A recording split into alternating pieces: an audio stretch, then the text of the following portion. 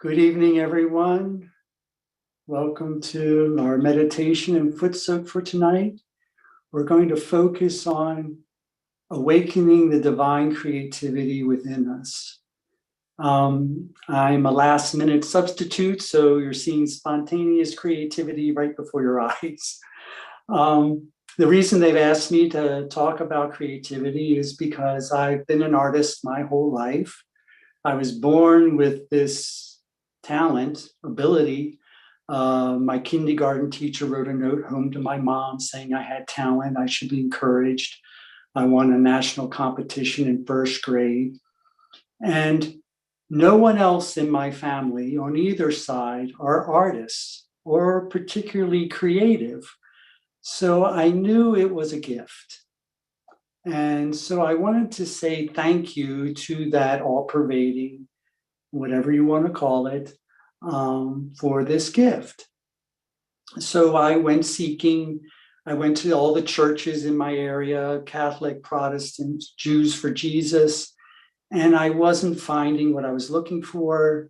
I didn't want to listen to a lecture or someone talking. I didn't want to just stand up and sing and sit down. The way I would commune with the divine when I was young was to go into my bedroom and sing. And I think my Kundalini did rise up to my Agya because my pupils would dilate. And that's a sign that the Agya chakra has opened. And I'd feel this euphoria. So I come downstairs with my pupils dilated in this state of euphoria. And my mom was convinced I was taking drugs up there. But anyway, so that's what we're going to focus on tonight, is to awaken the creative force within us. So let's start with raising our Kundalini and giving ourselves bandhan, but let's do it with our attention only. I've heard that you've already tried it earlier this week. So let's keep our hands on our lap and bring our attention inside and focus our attention down to the sacrum bone, that sacred bone where the Kundalini resides. And with our attention, we raise up the Kundalini to the Swatistan, to the Nabi, the navel, up to the heart, to the throat, to the forehead, and then the crown. Desire for it to stay up there. And again, bring our attention down, raising it up through the spinal cord,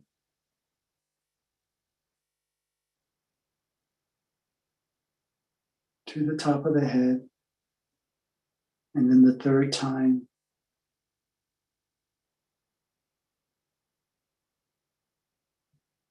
you can do this exercise that when it comes up to the navel, suck in the stomach, suck in the abdomen, comes up to the heart, expand the chest, then to the throat, lower your chin to your chest, and up to the agya, raise your eyebrows, and then focus on the top of the head. And then let go. Good. Felt the vibrations increase there. Now let's give the bandhan, again, just with our attention. So we start on the left side, bring it up, over the head and down, and back. And again, do it the 7 times.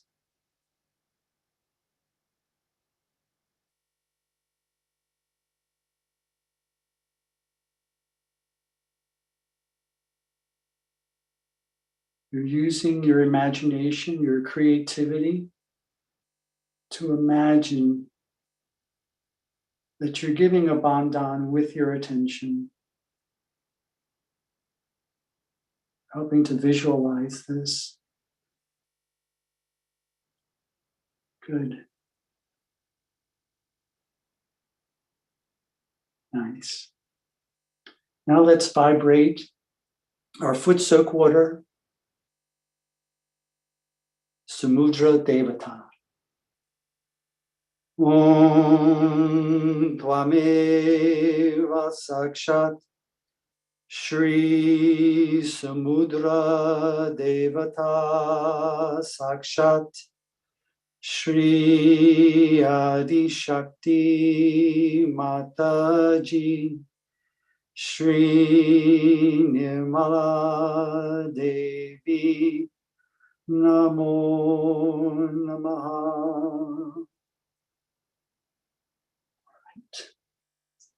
Put our feet in.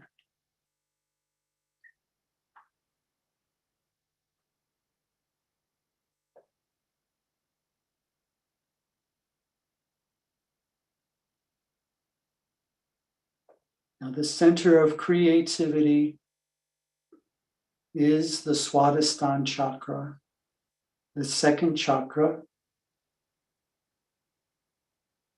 that resides in the hips.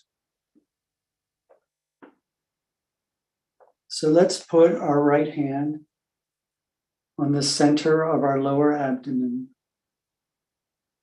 Here resides within us the residual energy of creation, of the creation. So let us desire that these qualities be awakened within us of creativity and pure knowledge. This center is the root of our right side, our action and our thought. Our action begins with creativity, and our thought should start with pure knowledge.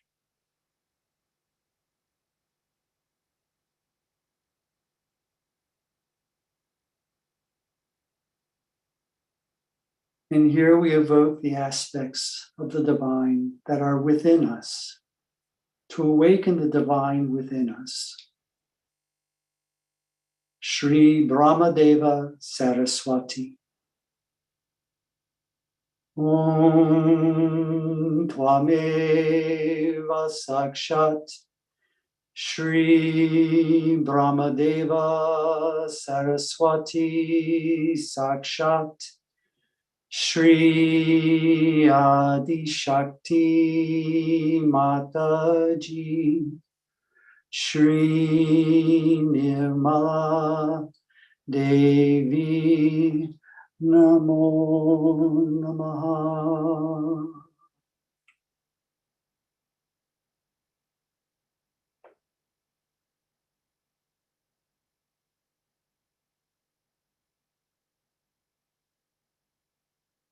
This creative force within us,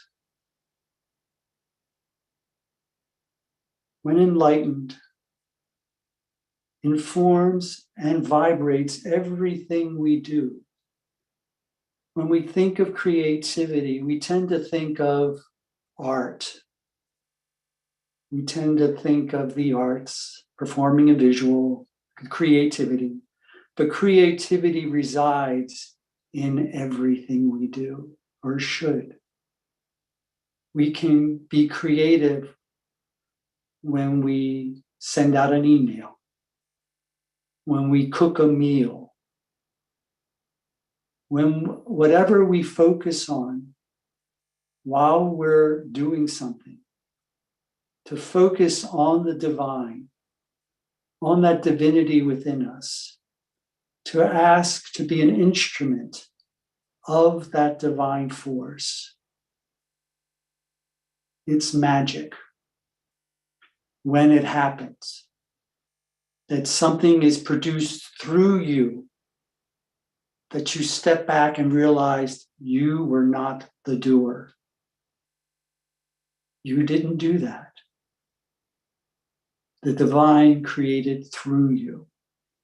And we all have that potential. Every so-called genius in the art world, creative thinkers like Einstein, They were all aware that they were instruments, that this creative force was just flowing through them. Michelangelo said, I'm just releasing the figure that's already in the marble. Leonardo da Vinci would just sit in a meditative state and just witness stains on an old wall and get inspired for his paintings and his inventions. Einstein was blowing soap bubbles when the theory of relativity dawned upon him. And he called this area above our head the torsion field, where inspiration comes from. We all have that potential. One of my earliest experiences in feeling these vibrations, I was invited to some yogi's house. I was very new. And it was a cold New York winter night, and they were serving soup. And they said, put your hands over the bowl of soup, you'll feel the cool breeze. And I was like, how can I feel a cool breeze over a steaming hot bowl of soup? So I put my hands over the soup and I could feel cool breeze. I was seeing the steam rise, but I could feel the cool breeze.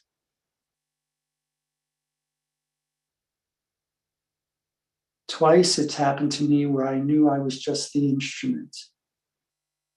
Because I was also creating or trying to be creative in forms I'm not usually doing. Once was in a play 2 years before I actually started meditating.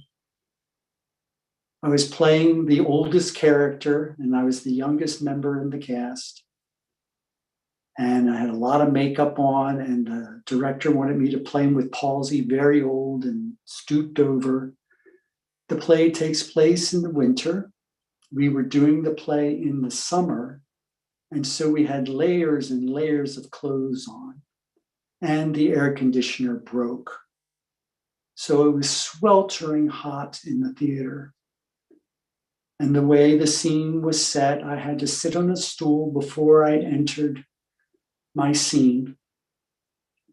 And I was so physically uncomfortable. I felt my face, my wrinkles must have been melting off my face. And next thing I know, I'm walking off the stage. The scene is done. And the stage manager is giving me a double thumbs up. Yeah. And evidently that was the best I ever did that scene. And I don't remember doing it. I went into a state, I guess, because I was so physically uncomfortable. And the divine just flowed through me and acted the scene out for me. The second time I was sculpting, and I'm not a sculptor. So I say a prayer that is good for the right Swatistan. So let's just move our right hand over to the right Swatistan, the right hip. And here's a good prayer affirmation for the right Swatistan. I am not the doer. You are the doer of all things. May I be your instrument.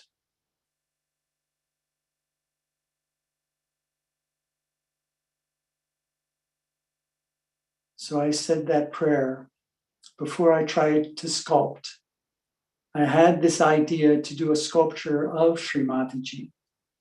And I thought to myself, who do I think I am? I'm not even a sculptor. And Shri Mataji's face, a lot of artists have trouble capturing. So how was I going to do this? So it was very easy for me to surrender to the divine and say, I am not a sculptor. Please, will you sculpt through me?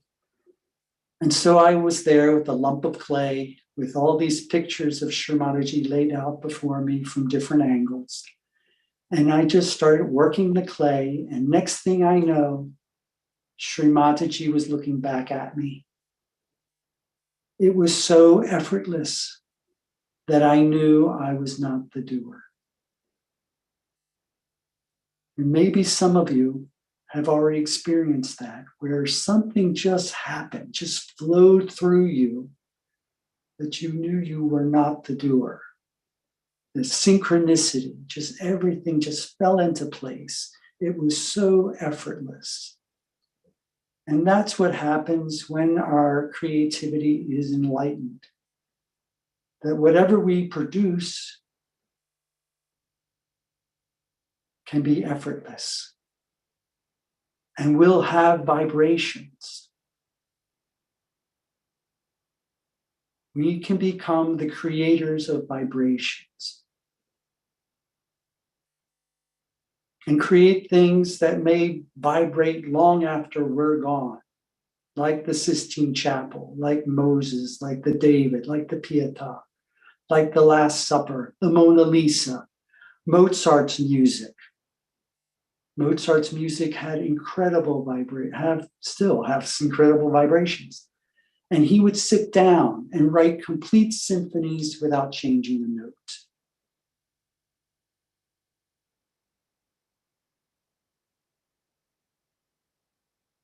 We all have that potential.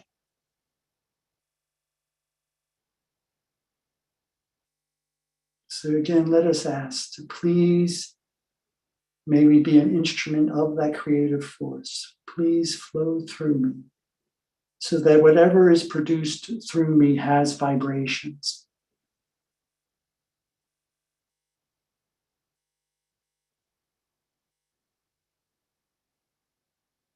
And nature respects things that are created that have vibrations. The chapel in which the Last Supper is painted was bombed. And there are photographs, you can go on YouTube, the internet and see them, where the ceiling, two of the walls are completely rubble. And there's the wall with the Last Supper with some sandbags and a tarp over it, still standing. It's a miracle we still have it.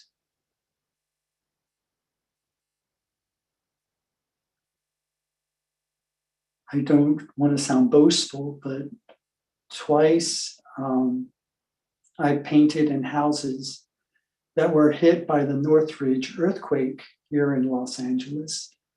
And in both cases, cracks appeared on the walls and went down and around my artwork and didn't touch the artwork.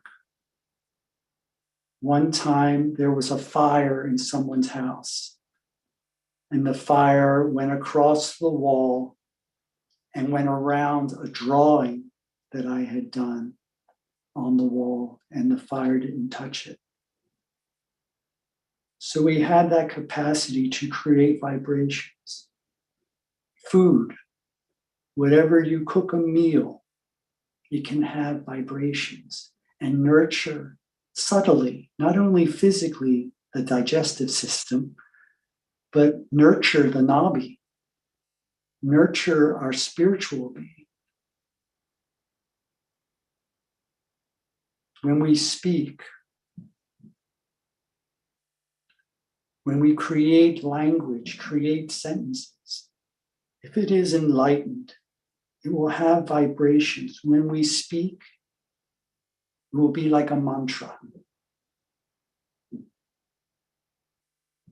So we are creating constantly. It's not just artists. We all create every day. Every time we do something, it can be imbued with creativity. The Swatistan Chakra rotates, orbits the nabi,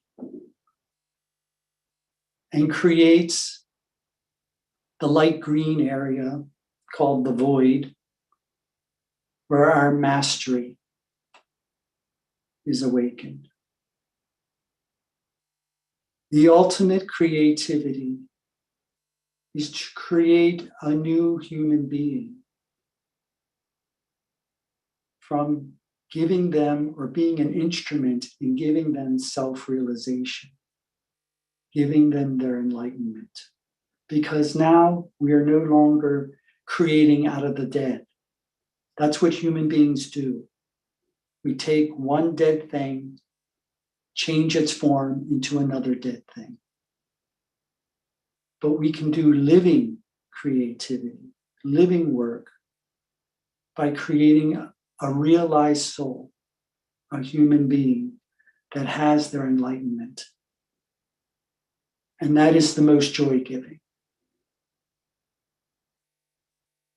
We just had someone in our meetings here in LA, had a very bad left side, came in all slouched over, just could tell he was really down on himself. He got his realization. He came back the next week. His posture had changed. His face was glowing. His eyes were clear. In a week's time, almost instantly, it was even at the end of the first meeting, you could see something had cleared. Something had happened. He had transformed. And that is wonderful, to be able to do living work, to help create a balanced human being, to help them clear out, just be a conduit, an instrument in that. It's such a blessing.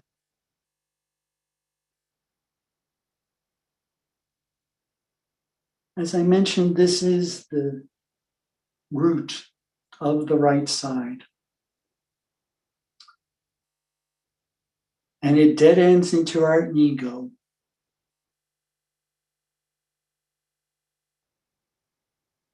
The death of creativity is our ego. Our ego afraid of failure, afraid of not succeeding. Our ego afraid to look foolish, to do something original, to try something different. The ego doesn't want to look stupid. So the thing is, if we realize we're not the doer, then we're not doing it. So how can we have any ego about it? How can we have any fear or reservation? You know, I paint murals now, interior design, faux finishing, all that. And people are into white walls now because it's safe. It's not making a statement. It's not stepping out of their comfort zone. Let's just have white walls. They don't try to express their creativity because they're afraid of what the neighbors will think. What if I make a mistake? Well, just repaint the wall. No big deal. So in order to have creativity, you have to have that humility to allow the creative force to flow through you. Again, the death of artists and creativity is the ego. We see it time and again. A new artist comes up, inspired. Everyone takes notice, gets awards, and then the creativity leaves because the artist starts thinking, well, look what I did. Look what I achieved. And then the creativity is cut off. The divine can't enter, can't use that egotistical, arrogant person as an instrument. The thing is to just go through the action and surrender the fruits of that action. Not worry about if it's worthy or if it's even good. Just express your creativity. There are people that write poetry that never wrote poetry before, that now compose songs, or people that sing. It really does open up a whole new way of expressing ourselves. Creativity is a way of expressing our hearts. So it's a balancing of the left and the right side. To put into action our love and compassion. All true art gives joy to the spirit. and it is appreciated all over the world. No matter what religion, what race, what nationality, it transcends all these artificial compartments and speaks to the soul, the heart of humanity.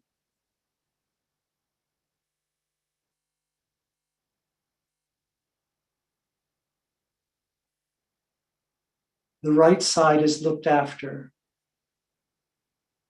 and is enlightened by the aspect of Shri Saraswati. Saraswati is at the Swatistan, but Saraswati is the whole right side. Jesus referred to her as the counselor at the Last Supper, that she is the one who enlightens and counsels our intellect and our action.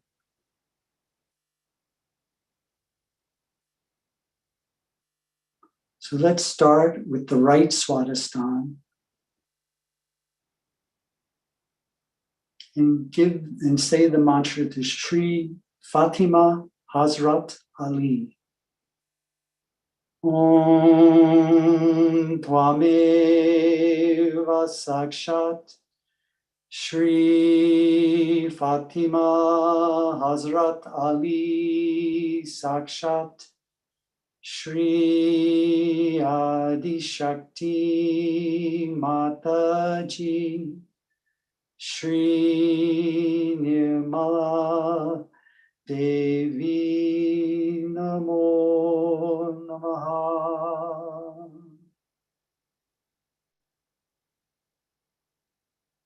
I am not the doer. You are the doer of all things. May I be your instrument. And now for the whole right side, we ask Shri Saraswati to counsel, to enlighten our action and our thoughts. Om Tvameva Sakshat Shri Saraswati Sakshat Shri Adi Shakti Mataji Shri Nirmala Devi Namo Namaha.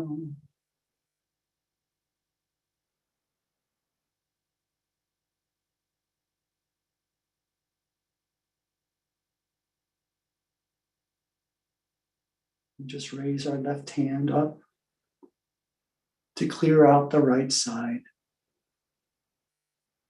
and ask for humility to be an instrument.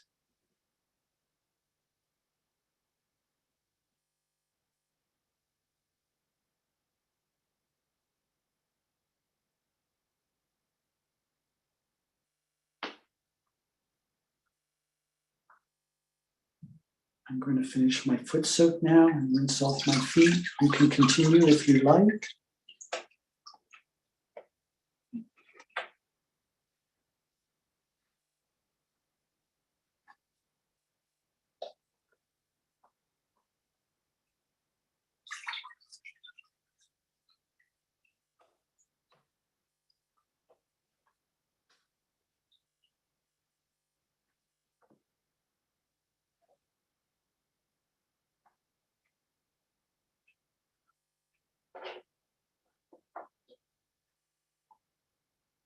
So now we're going to listen to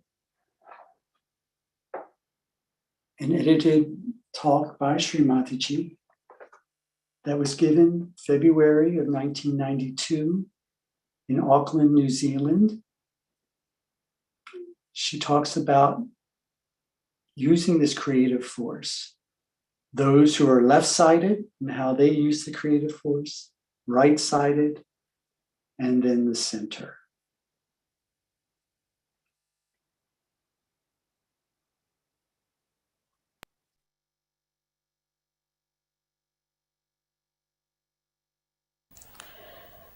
First of all, those who think too much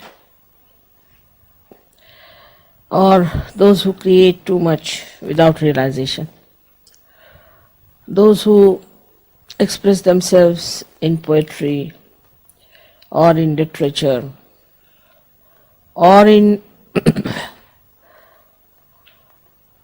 music, you can say, in paintings, in all kinds of arts.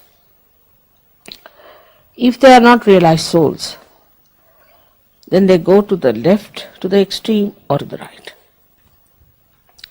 So, for example, if there is an artist,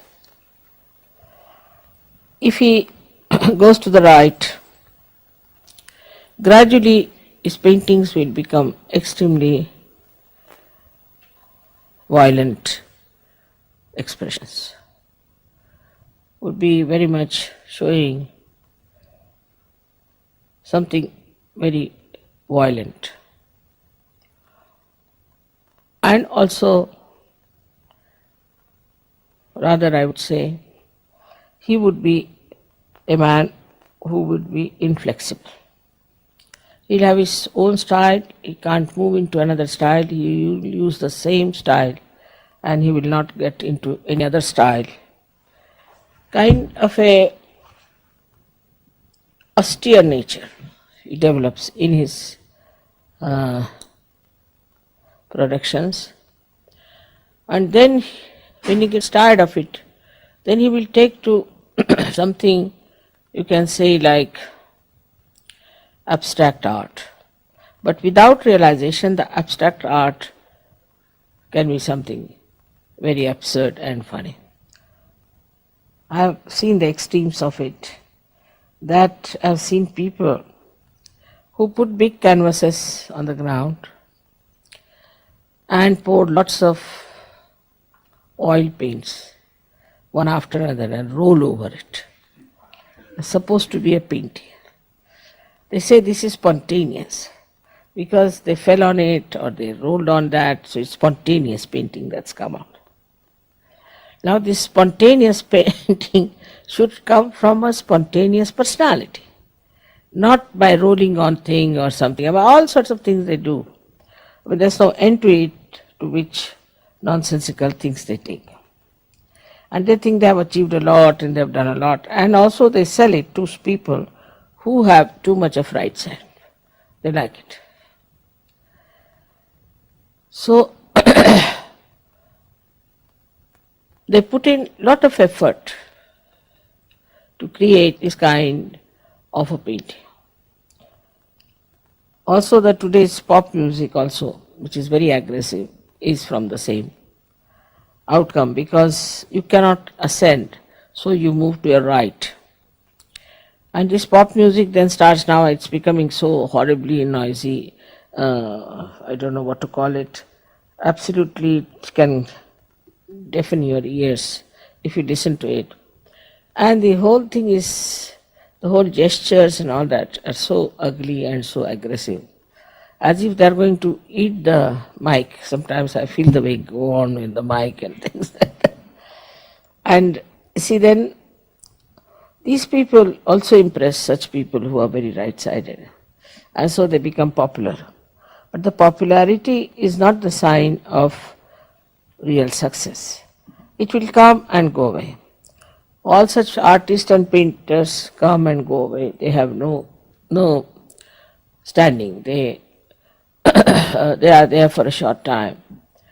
And then the history talks about them, those who have been in the center, never about the people who went to the extremes. God knows how many must have come and gone. And those who are today also painting or singing in that way, tomorrow they will not be known. One after another, you see the craze comes in, one comes, then goes away, another. So they are crazy people. And they create a craze, and the crazy like them enjoy the craze. So it amounts to something that is just wasteful, creates no impression in the history. So this is the right-sided nonsense that comes out of the right-side movement of the sympathetic, going too far with your creativity and also your writing.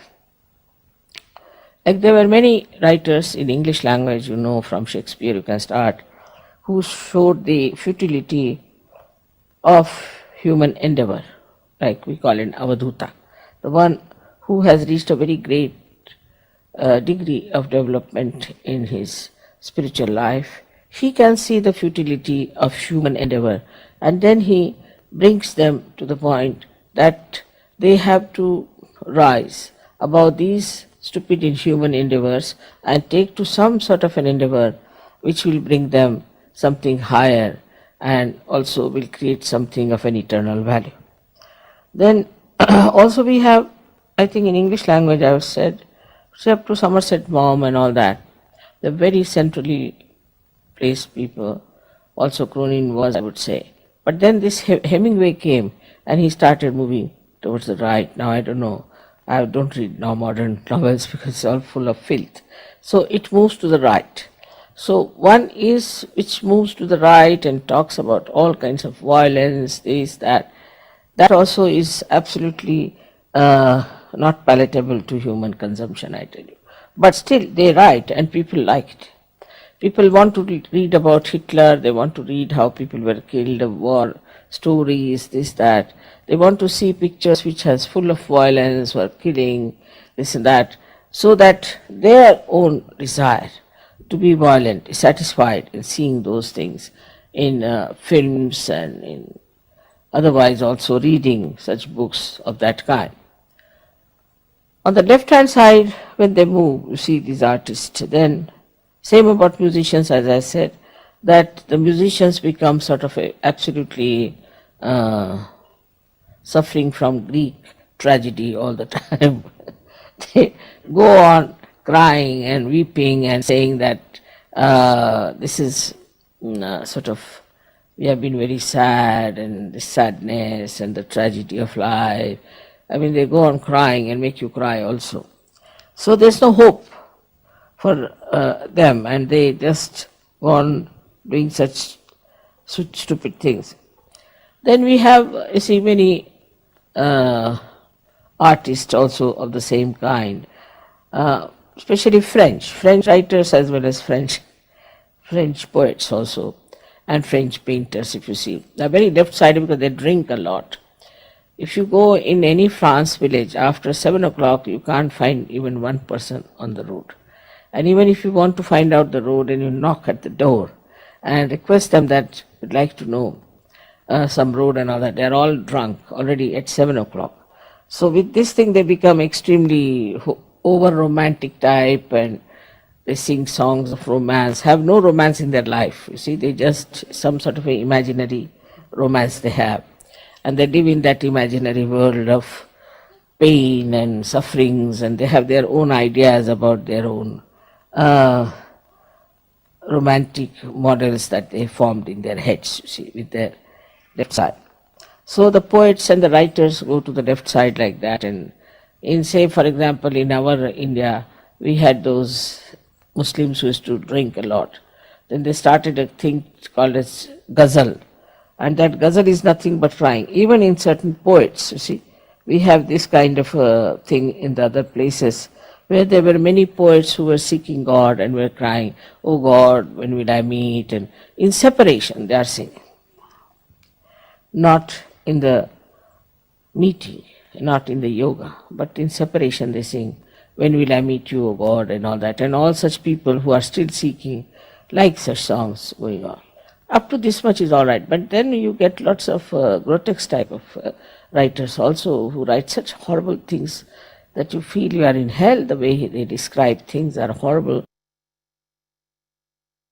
So all this comes with the left side movement, that because you see society also moves from sometimes to the right, sometimes to the left. So when it moves to the right, they like right-sided things. Sometimes they move to the left, they like left-sided. So also there are people with two types of temperaments. So that's how they start appreciating these things, and unnecessarily they believe that they are tragic. As you know about the Greek tragedy, which is a very sort of a fundamental things, I would say, for Western literature, is a Greek tragedy, where a woman marries a man, but she doesn't love her husband. so she loves somebody else, and that tragedy is there. I mean, it's artificially created tragedy that shows that you have married to some man and you should be happy with him. Of course, I mean, if the man is very bad and troublesome and all that, then you can give him up. But what's the use of pining for another man, living with one other man, sort of a thing, as you must have heard about Tolstoy, who was another great realized soul. He's written Anna Karenina, and ultimately he saw that Anna Karenina commit suicide because what she was doing a wrong thing, you see. So he brought the whole thing so beautifully out, and such an introspection all the time is going on, and the also the futility of this kind of a romance that was there. So all this shows to us that there are people at the same time who are in the center. I would say in French writers also, Maupassant was one of them whom I would put in the center. He showed both the sides and he showed the right side also. So we have had Goethe, we had many sort of people in Europe and England, also in English language, because I am talking about English language. But also same in Sanskrit, in Hindi, in every language, we have the same type of people, but more in Sanskrit. But this Mahasaraswati principle has to be awakened in all the people who are musicians, who are artists, who are this and that and that. And those who have reached that state, then suddenly they can get realization very easily. I've seen some people, very great artists they are today, but when they came to me first were not at all well known or anything. But when they came to me while singing only they got their realization. Just singing. Or there was one gentleman who was just playing tabla before me. I was not so good. All right. And then I was in Pune where I saw him. And in Pune he was playing very well. And I said, he's the same fellow. But somebody said, no, mother, he's not the same. He was not such a great player. I said, all right. I had taken some flowers for these musicians, so I sent it. He came running and touched my feet. Mother, have you not recognized me or what? I said, I have. That's why I brought you the flowers. I didn't know what to say. But the way he had improved now, he is a world famous tabla player. World famous. It has happened with many others also, with the Sarot people, with the star people. So many people have achieved a lot. Musicians, they, after coming to me, they have asked me that please do something that we should be able to enhance our creativity. I just take to search, that's all. So now this Mahasaraswati principle is awakened within us, and we have to read and see the subtle side of this growth of thought, how it grew up and how it became subtler and subtler, and how so many people in the world have contributed to it. So many artists, so many musicians, and so many, we can say, writers who have really contributed to the central path of Sushumna. Because they became realized souls, they were realized souls, some were born and some became, and then they completely wrote about the yoga. For example, Rabindranath Tagore, in the beginning he writes, how, when will I meet you, my friend, and all that. What you call the separation song, we got to be yoga. And then after some time, suddenly he gets his realization, because he becomes subtler and subtler and subtler. Then he writes about his meeting the spirit, and he writes about it. So these things work out in such a manner for some people that by their subtleties they arrive at a point of realization.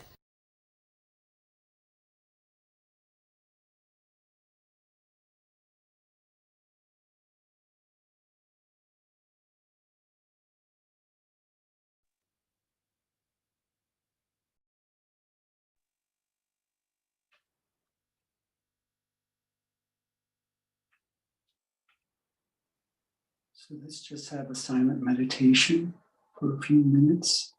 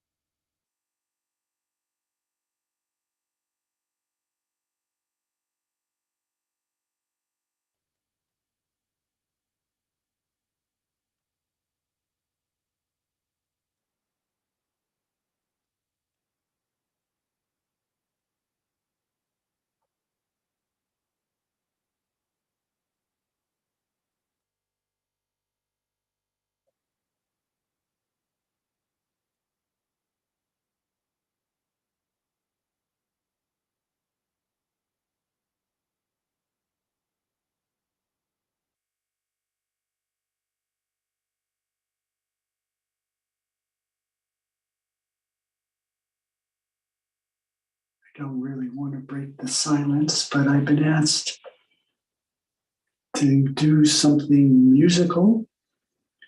Again, I'm a last minute replacement, so we didn't have time to get a musician lined up.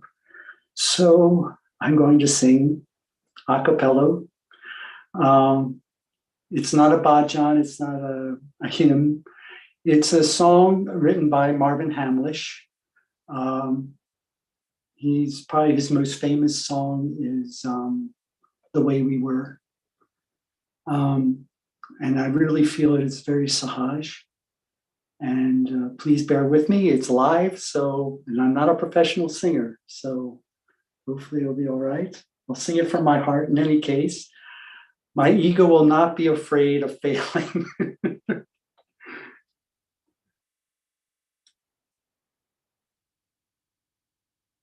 I've been the instrument.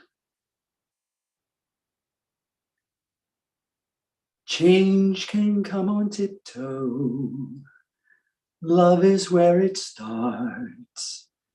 It resides, often hides, deep within our hearts. And just like pebbles make a mountain, raindrops make a sea. One day at a time, change begins with you and me. Ordinary miracles happen all around. Just by giving and receiving comes belonging and believing. Every sun that rises never rose before. Each new day leads the way through a different door, and we can all be quiet heroes, living quiet days, walking through the world, changing it in quiet ways. Ordinary miracles, like candles in the dark. Each and every one of us lights a spark, and the walls can tumble, and the mountains can move. The winds and the tides can turn. Yes, ordinary miracles, one for every star. No lightning bolt or clap of thunder, only joy and quiet wonder. Endless possibilities right before our eyes. Oh, see the way a miracle multiplies. Now hope can spring eternally, planted and it grows. Love is all that's necessary. Love in its extraordinary way makes ordinary miracles every blessed day.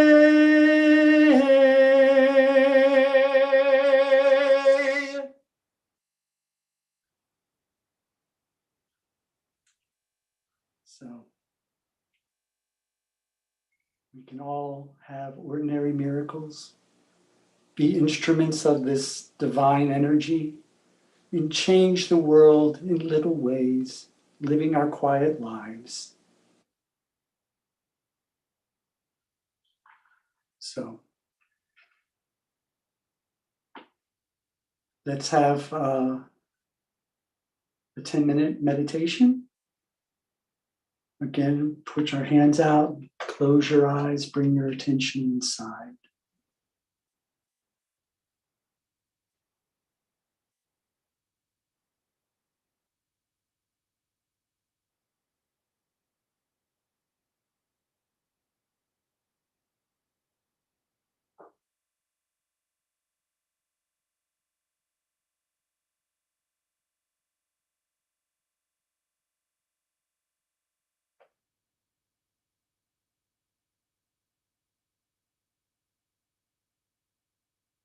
With using our pure, enlightened attention.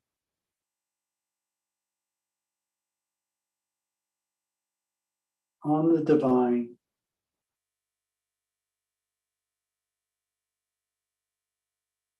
we can be in a constant state of meditation, be a constant instrument of that creativity. No matter what we're doing,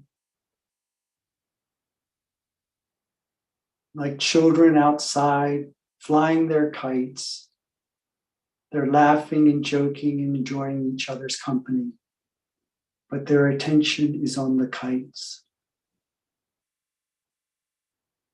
A parent has their child on their hip, is going about the house, cleaning it, dusting, vacuuming, but their attention is on the child.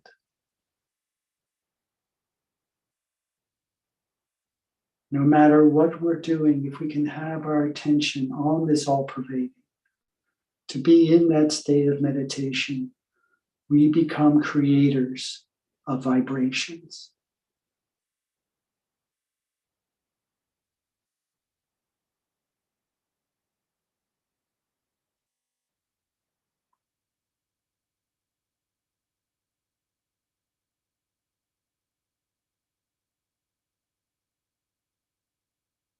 Let us sing the 3 mantras of the Sahasra. The first mantra, calling upon the energies of the 3 channels. The counselor, Mahasaraswati, who informs our action and intellect. The comforter, Mahakali, who comforts and enlightens our emotions. And the redeemer, Shri Mahalakshmi, who gives us our second birth.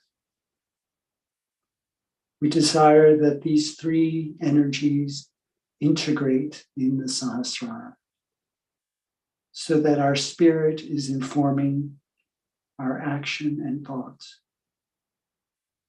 We have emotional intelligence.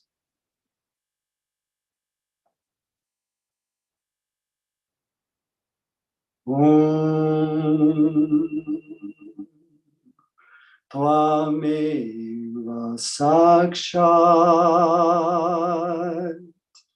Shri Mahalakshmi Mahasaraswati Mahakali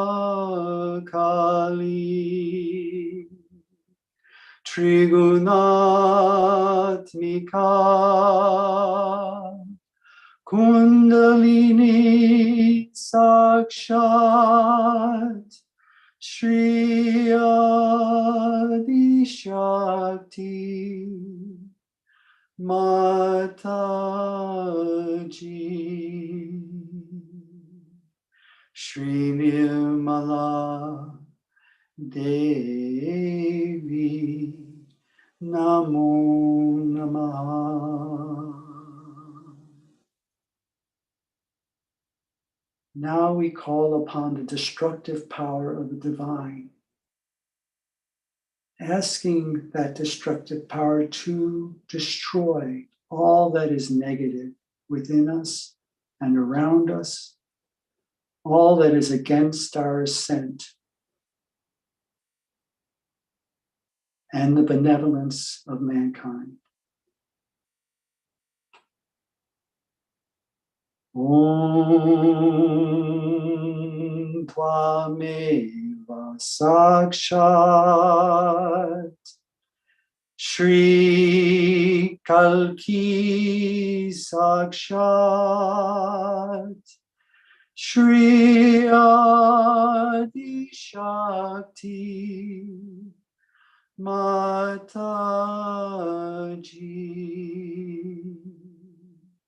Shri Nirmala Devi Namo Namaha. And finally, we thank this Kundalini energy for awakening within us, for allowing us to feel these vibrations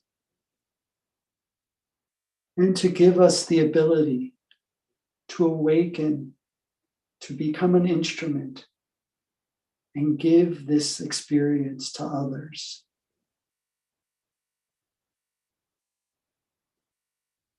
Om Tvameva Sakshat Shri Kalki Sakshat Shri Sahasrara Swamini Moksha Pradayani Mataji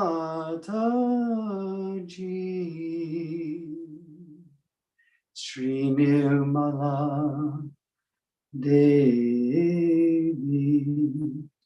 Namo Namaha.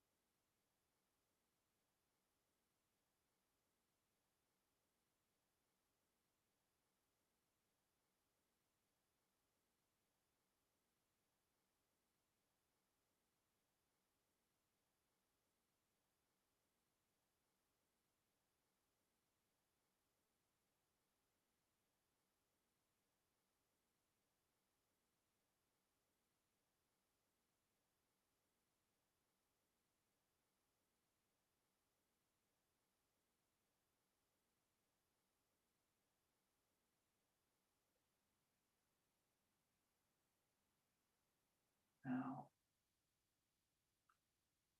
let's again, using our attention, focus on the Kundalini in the sacrum bone at the base of the spine. And raise it up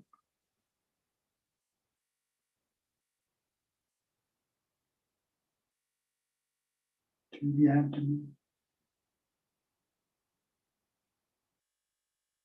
to the heart, to the throat, to the forehead, and to the crown. Desire it to stay there. Again, starting at the Muladhara, raising it to the Kundalini, raise it up with our attention.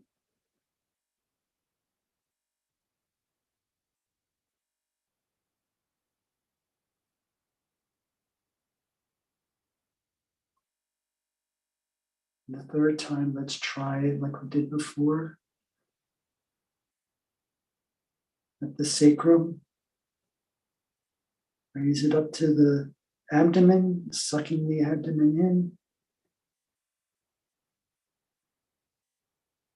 Then to the heart, expanding the lungs.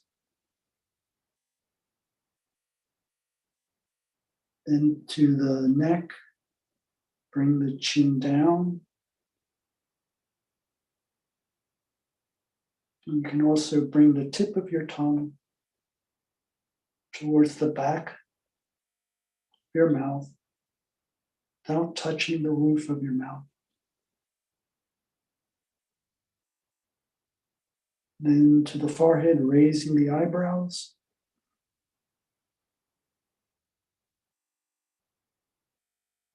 And then focusing on the fontanelle, the small fountain bone, the soft spot we had when we were children.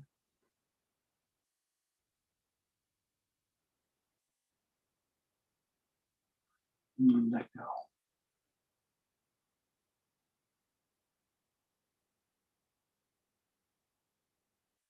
Now get the bond on, raising the left, down to the right,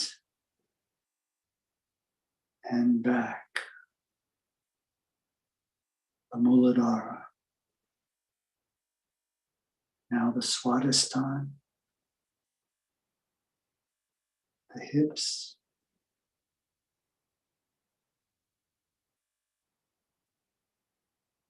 the navel,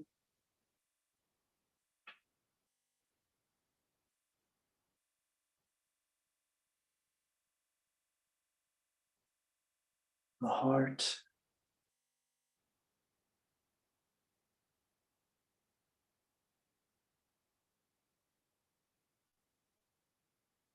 the throat,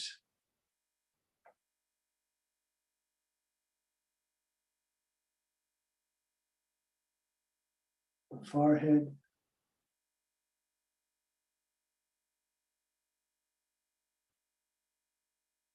and the crown.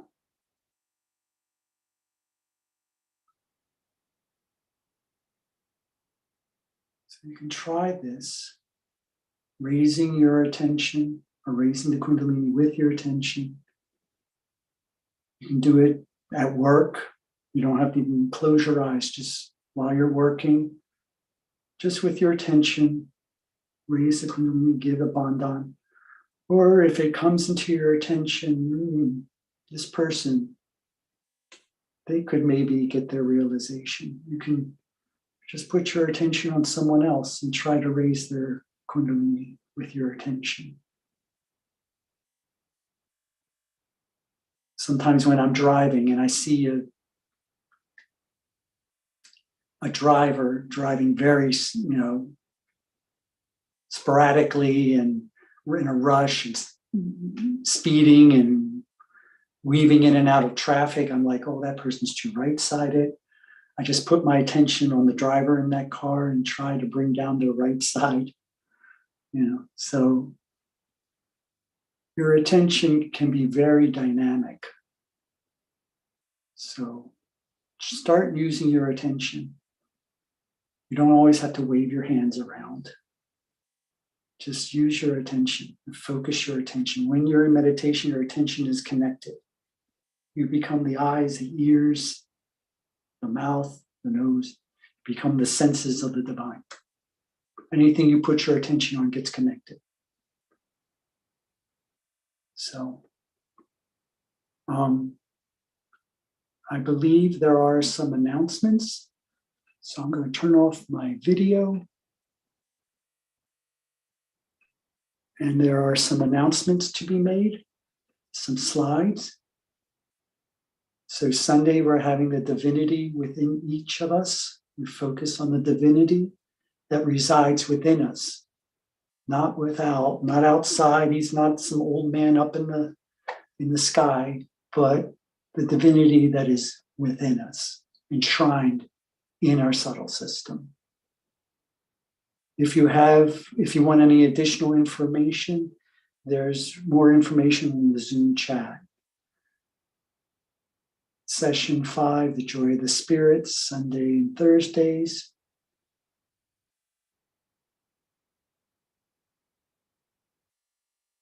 And then join the WhatsApp group if you'd like. End your day in the silence of the Spirit. Our collective foot soaks are Mondays, Wednesdays, and Fridays. Okay. And please write in the chat if you'd like to join in our Spanish breakout room.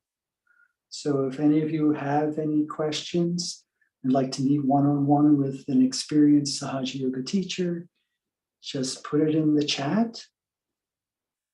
And now we'll end this session with a silent meditation and music. Thank you for joining.